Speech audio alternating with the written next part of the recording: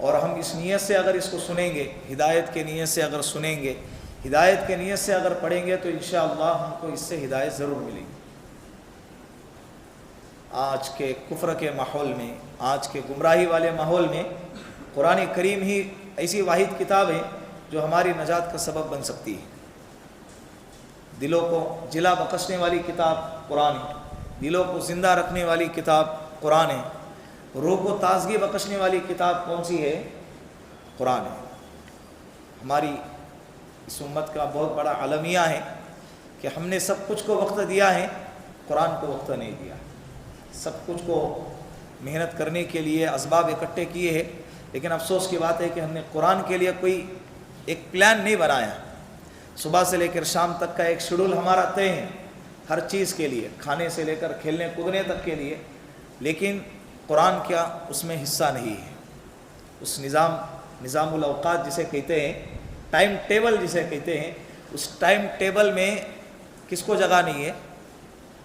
قرآن کو جگہ نہیں ہے۔ یہ اس میں سب سے بڑا نقصان ہمارا ہے۔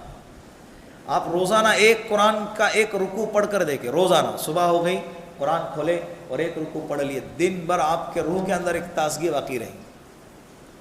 جیسے جسم کے لیے کھانا ضروری ہے، روح کے لیے قرآن ضروری ہے۔ روح کے لیے کیا ہے؟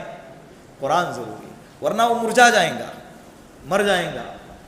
جسم زندہ ہے، اندر کی روح ہماری کیا ہے؟ مر چکی ہے۔ تو اللہ کرے کہ روزانہ ہم کو قرآن کو دیکھ کر پڑھنے کی اللہ توفیق عطا فرمائے۔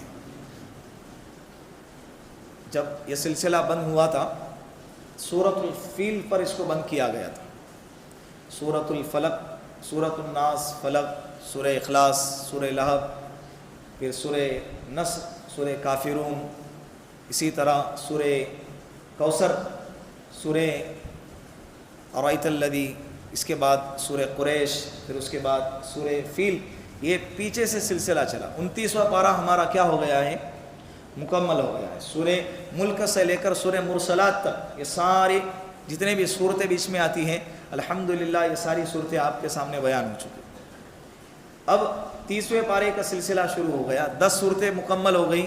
اب یہ ایک اور صورت سورہ فیل کے اوپر، سورۃ الہمزہ، اس میں اللہ رب العزت نے اخلاقیات کو بیان فرمایا ہے۔